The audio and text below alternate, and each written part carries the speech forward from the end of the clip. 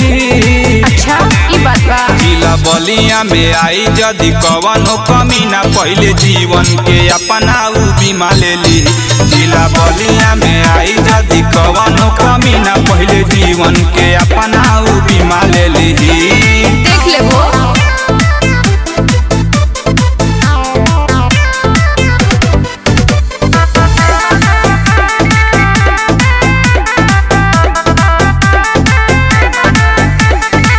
बहुत लोगवा आइल बाबू गोइल केहू नहीं टिक पैलस हो।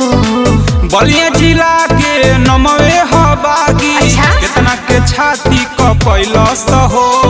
अरे जाना कम फेंका। अरे सही बात बा हो। बहुत लोगवा आइल बाबू गोइल केहू नहीं टिक पैलस हो।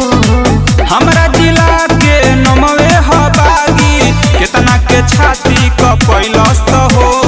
अरे चुप रहो। जान के होई पारावाह ना तो धमकी दीही कौनो धमकी दीही।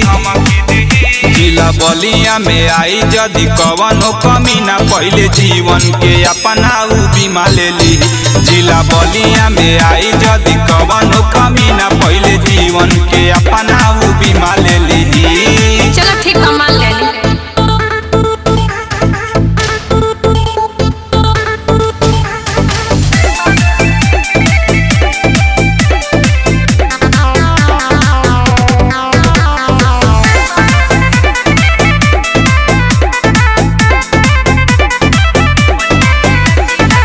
बलिया जिला के बच्चा बच्चा भी सुनी हवे बाहुबली हो।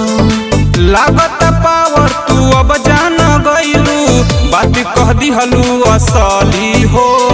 अच्छा बात सही पका। अरे हाँ हो।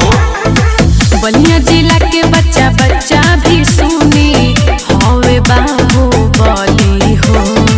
पप्पू ठाकुर के पावर जान गइलू बात कह दिहलू असली हो। रंगदारी होई अब केहू कुछहू कही। अरे कुछहू कही। जिला बलिया में आई जदि कवनो कमी ना पहले जीवन के अपना बीमा ले ली। जिला बलिया में आई जदि कवनो